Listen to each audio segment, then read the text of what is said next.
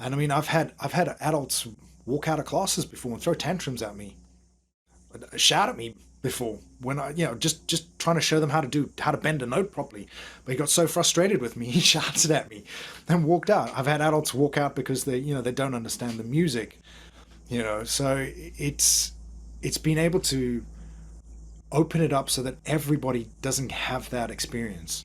Because for me, that's almost a failure because I'm not doing my job properly. My job is to try and open the music up so that they can enjoy it and experience it. And if they're so frustrated with it and with the process and that, then I'm not doing it properly, and I need to find another way. So, So that's just years have been shouted at.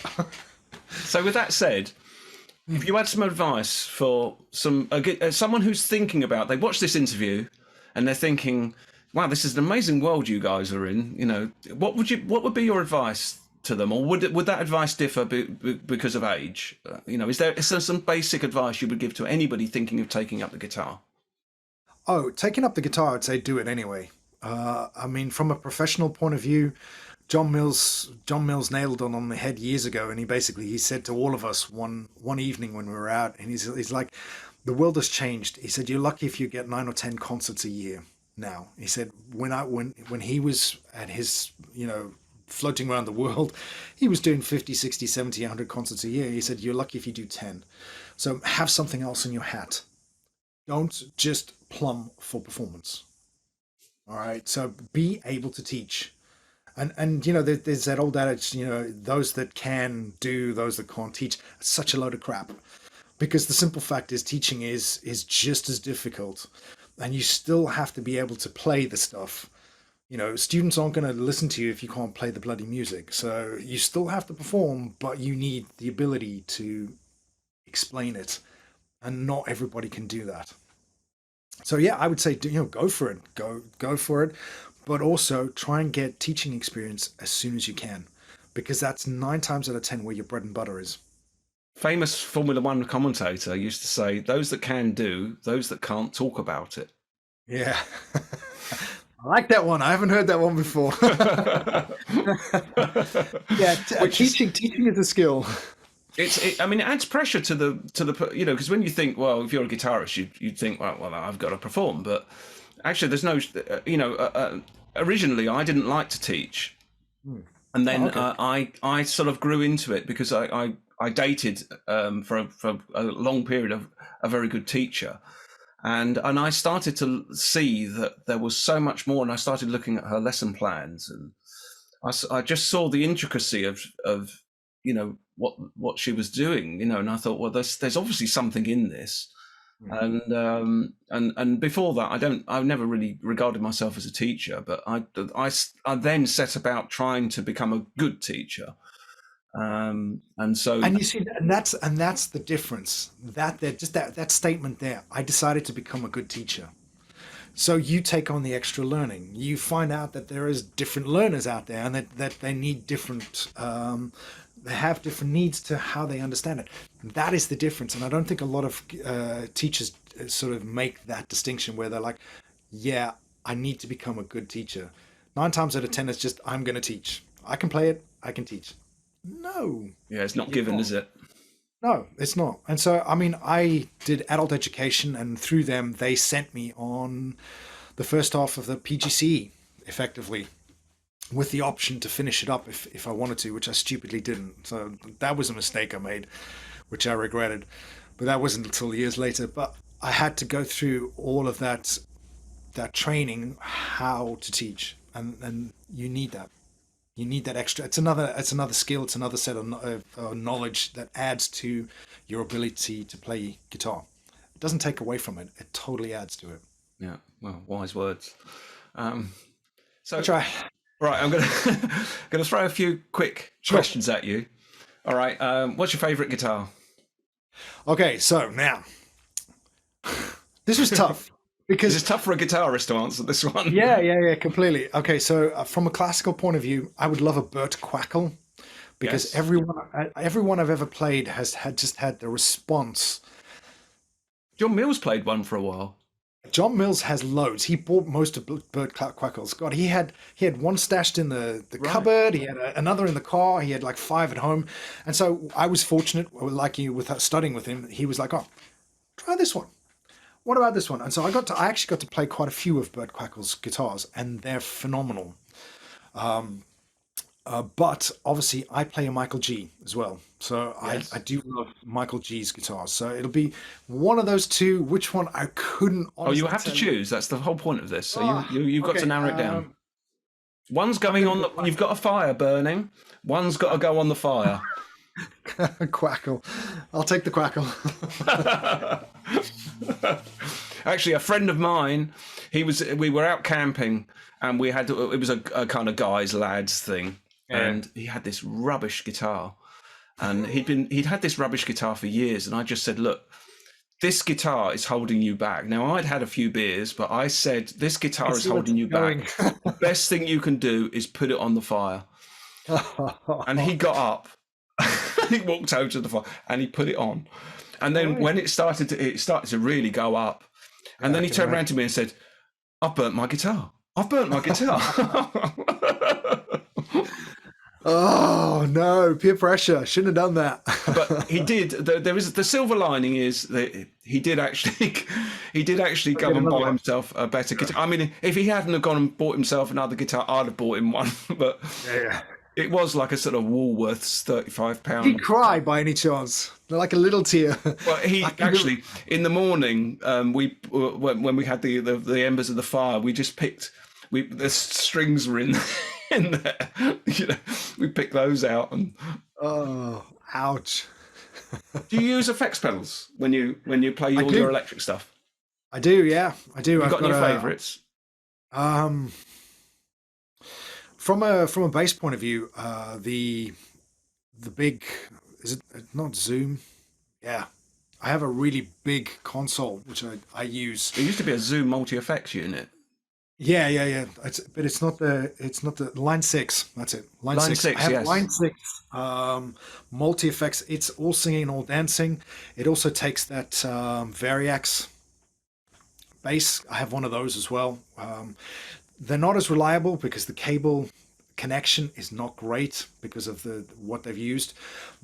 But yeah, my line six. If there was one, the line six would be it. I've got the DL4 delay line 6, and it's fantastic. Even though it digitizes the whole output, the echoes in it, it's the sort of thing you always want somewhere, because you never know. Well, I'm yeah. about to do a set of concerts where I need a particular sound, and that thing does it. Yeah, and I mean from a Multi-head live echo, that is. Oh, okay. Yeah, the live point of view, I love them. They're phenomenal. I mean, when I'm recording, it's DI, and then I'll put the effects in afterwards. I never record with effects because I want the ability to be able to change my mind. Whereas if you record with an effect, you've got to be damn sure that that is the effect that you want, and it's correct. So I will always record DI, but live, I'm the line six multi effects unit. I'm there. Yeah, I've got. I like. I mean, even with classical guitars, you can add effects to them, and they can sound quite interesting. The thing is that there's that old, do you mic up or do you not mic up? And in some situations, I'm sorry, you need a mic and you need a plug-in guitar, and if you're going to plug the guitar in, you want it to sound nice, because a guitar straight out does not sound nice. So a little bit of reverb is not going to kill things. Some EQ tone shaping, that's going to help as well, and even sometimes a tiny bit of delay. So yeah, Isn't it strange the way you can find, you've got an instrument and you think, right, well, it sounds balanced. You put a microphone in front of it, you've automatically got a whole new set of problems, because you've got a whole new set of frequencies that it's adapting to, and some of which it's going to promote more than others. And obviously the size of the diaphragm, and also you've automatically got a conundrum. Yeah, and the guitar as well, because the guitar adds to that, because some guitars are bass heavy, and it might sound great to your ears when you're above it, but you stick that mic right into it, and it's suddenly the mic picks up all the other things that you're not hearing because you're not in that sort of spectrum. Yeah, completely. I'm all for it. I'm all for tweaking and cutting and shaping. It's actually good advice for any any aspiring musician or any musician who's who's a good player, it does help to know something about the technicals behind it, because if you can understand the way microphones work, Yeah. you don't have to rely on other engineers. You can do it yourself, but it takes a bit of Completely. learning. Yeah, but that's just it. And again, it's just you've got to be multi-skilled as a musician, so you've got to have that ability. I mean, when I first started, there were no laptops that you could record straight to. There were no DI boxes that you could chuck into a computer. I have a cable that eventually, when I went to visit America years ago, which converted my guitar to a USB. And that was like cutting edge at the time. I was just like, God, I'm cutting edge here. USB to guitar jack. Yeah. And now it's just so simple. But at the same time, you've got to have the editing skills, because it's an editing skill to say, yes, that sounds great, or no, that sounds crap. I need to tweak this frequency. I've got to cut, learn that anything below 60 hertz needs to go, especially on a guitar. You don't need it. No one can hear it, and all it's going to do is muddy your sound. Don't put it in. Cut it. Gone. Which frequencies in the 5K range need tweaking, which frequencies in the 10K range need cutting, which frequencies in the 300 need dipping a little bit because your guitar is boomy. And of course, live sound studio are completely different as well. So having that knowledge between, if you've got lots of studio experience with microphones and EQ and the rest of it, when you go out live, you've got big speakers and you've got a whole room full of problems, and you've got your microphone. And that's why people are using transducers, contact microphones, contact transducers, and all sorts of things to combat that. The room, you've got to sort of take the room into effect. Carpets. How many people? That's another thing. It's quite funny. I actually charge for when I'm doing weddings and stuff like that. It's the basic is right. Handful of people, no amplifier. Anything above 25 people, you're going to need an amplifier. So, and then it's, because I need to be able to project further with that amount of people in there. It's 25 people talking, that's quite loud. And then, you're not always going to cut through 25 people talking. So you've got to have to adjust what you're doing as well. So taking out those bass frequencies and popping a little bit more treble in there is going to help you push through all of that. Also, it's partly about, and also it's partly about value for money, because if someone's, if someone's paid to see you, then you have to have a consideration, they want to hear you. What have we just paid all this ticket money for? They want to hear you, and then that's always the thing. So I'm all for amplifiers and using that, and just having that little bit of extra knowledge to make sure that it sounds good. So I actually have a really cheap Zoom pedal that I take out live when I'm playing classical, so that it has a volume, so that I can pull my volume back and up and down as needed, depending on where the people are and how loud it is. So on the fly, I am adjusting volume, and then obviously reverb, and then a little bit of EQ, because it is required. It makes it lovely for then people to listen to, if they want to. So don't always want it. I tell you, at one point, I used to carry a 10-unit rack around with me in the really early days. Yeah. So and it was full up with rack gear. That was the way I did it. Graphic EQs and I mean, when you're touring and stuff like that, that's not a problem. I didn't. They're making these pedals that are just like. No, I'm very fortunate. I missed that. They're making them that size. I know, they're like DI boxes, aren't they? They're just crazy. I love them. I think it's fantastic. That's one of the DI boxes. Oh, okay. Micro DI. I haven't heard that one. Right. it's like, it's crazy, the size of it. Yeah, I've got a DI box that's quite big, an old school one. Technology moves on. It's fantastic. It's a great time to be living. Yeah, well, when you think of the, 4-track, 2-track, I mean, at one time when DAT machines came out, digital audio tape, I had one. Did you really? Yeah, I had one this has been about 1989, 1990. Yeah. So I think it would have been about then, yeah. And and I had that, and I managed to record to that. And that was a revelation, to be able to record in digital. Yeah. but then again, you're dealing with tape, and so editing becomes an issue I'm giving afterwards. away my age now, but yeah. As for the Yeah, youngsters, they've never known anything different. no, I literally I had a little Zoom recorder that I managed to get when I was at university. But yeah, I never did tape, and then obviously now it's just straight into the computer, and you can just edit the hell out of it. Oh, I did tape. Yeah, we 24 track. A couple of them joined as well. Wow, Yeah, that's an experience. Yeah, back in the day. Yeah. So I want you to imagine you're off to a desert island. You're packing your suitcase. You're taking your guitar with you. So so luckily you're taking a classical guitar, so you don't have any choices about amplifiers or anything. You've got 3 kind of discs to take with you. What would you choose? Okay, again, a difficult question. So straight away, though, even though Yo-Yo Ma's Cello Suites, the 1985 CD, was Right, top of my list. Before that is just one I This keep is the coming Bach. back to. Yeah, the Bach Cello Suites by Yo-Yo Ma. Just, I think, because I have his new one, because he revisited it just recently. Okay. I still go back to the old one for some reason. I don't know the phrasing in that there.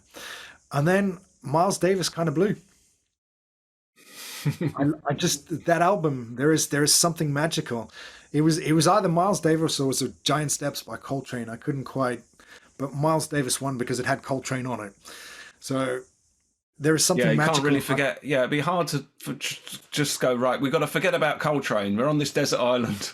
It's difficult, isn't it? Coltrane is a musical idol of mine. I think he was amazing. I think he was truly amazing with what he did with music, because he really pushed boundaries. And so, that Giant Steps, that piece and that album alone has some fantastic movements on it. Yeah, I often listen to that. I have the version of it where they have the alternative takes. Yeah. And some of the alternative takes are amazing, but I also have the version for the Davis Kind of Blue that has the alternative takes. And actually I prefer his sketches of Spanish sketches on the alternative take, purely because of what Coltrane does with his solo, because he does something completely different in his solo than the album version.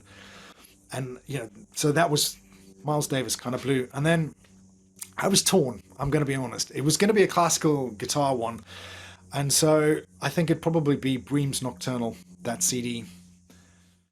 The first recording or the second recording, because there are 2, aren't there? There was the original, Oh, and then there's he remade it with the Brouwer, one of the Brouwer Sonata. Is it that one? Yeah. It's and the no, not Takamitsu. There was there is Takamitsu on there, but there was also the Smith Brindle pieces, and it's a really good chunk of modern classical guitar. The Martin, Frank Martin. Yeah, and the Frank Martin, the 4 pieces as well. So I think that would be, because also it would have been that or Williams's The Guitarist, which I also think is a fantastic album. That is a fantastic album. That transcript. There's the transcription of that piece at the end. Who was the composer at the end of that album? Of Williams or Bream?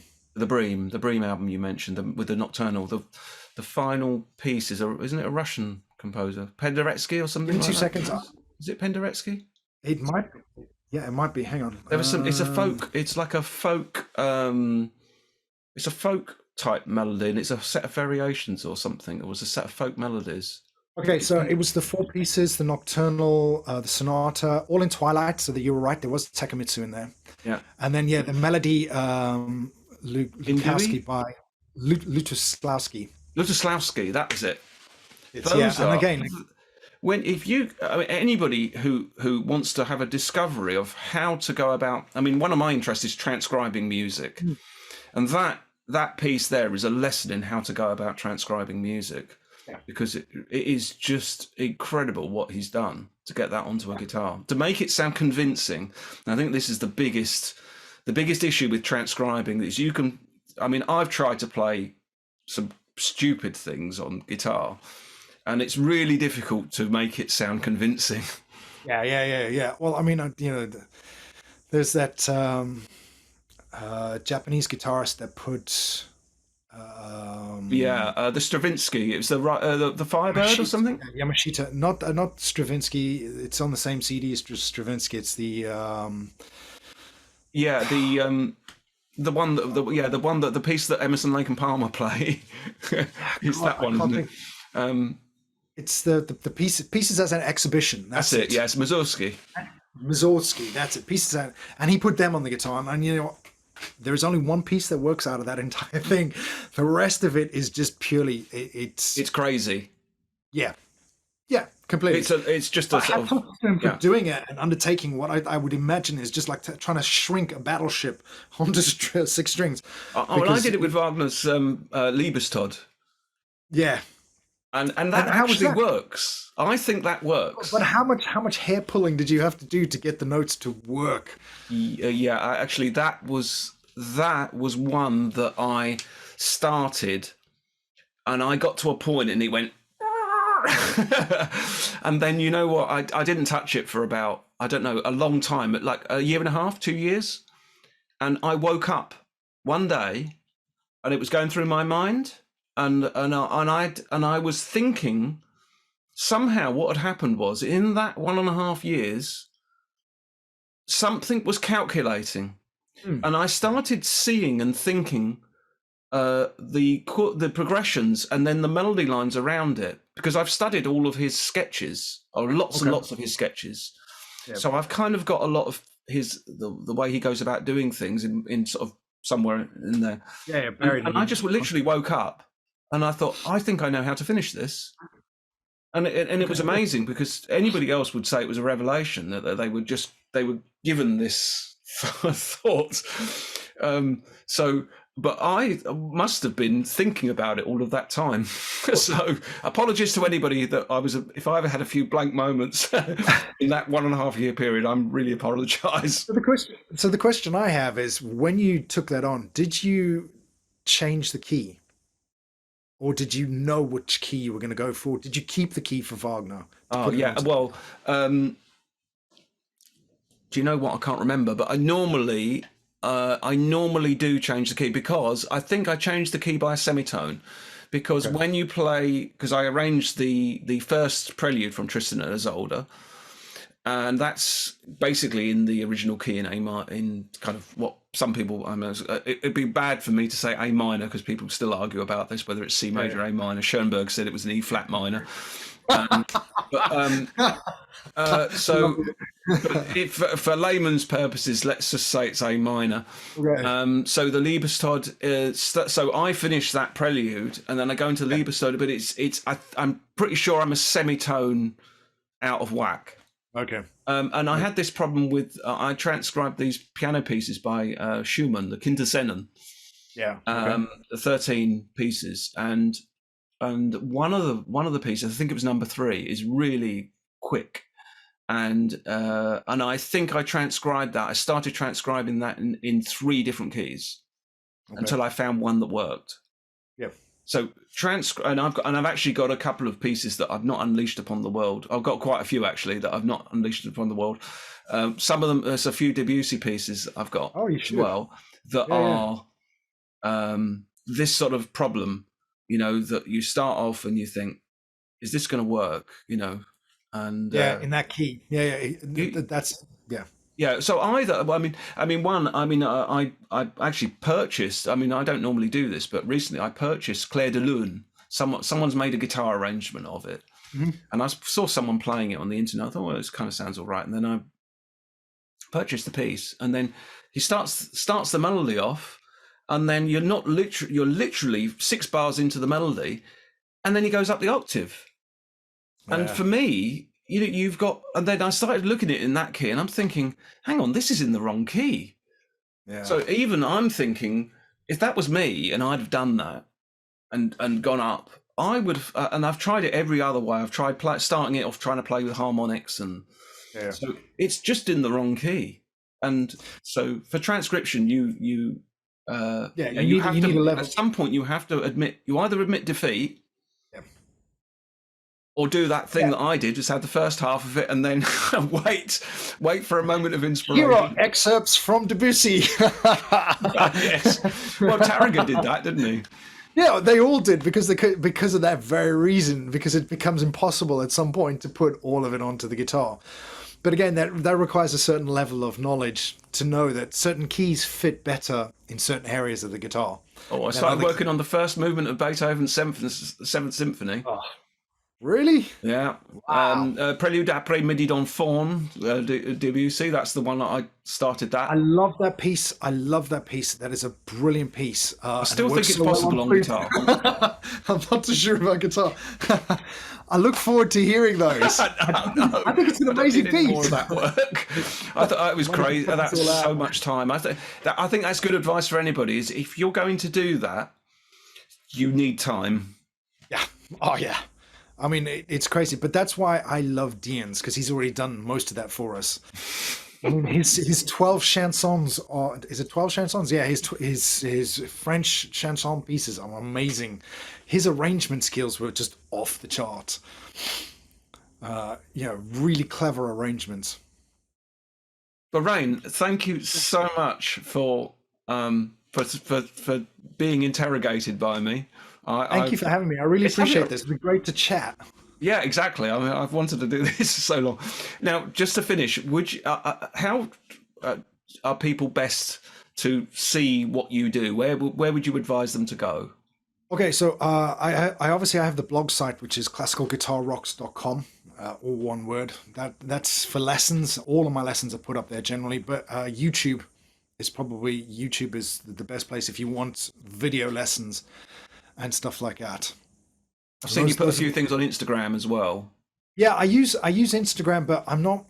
Instagram is. I'm not too sure about Instagram. Instagram, I got into to test the waters to see if it was a viable source of marketing, basically. And I'm still on the fence. I think I am as well. Yeah, 2 years later, I'm not too sure. I've run into problems with Instagram because since they've tied it into Facebook, selling things and doing things with it, there was all sorts of issues. So anyway, I am on Instagram, and that's just my name on Instagram, Rhayn J, I think it is, or something like a Rhayn Jooste. And you've got a few things going on Facebook as well, haven't you? Yes, I have a Facebook page, which is a community where people can post. So and I'm actually quite strict on that. There's because I'm in charge of that. It is just literally people posting classical guitar stuff like that. So I think it's Classical Guitar Rocks as well on Facebook. Yeah. Well, what I'll do is I'll put links in the description anyway, so people can find you if they don't already know anything about you. But most don't.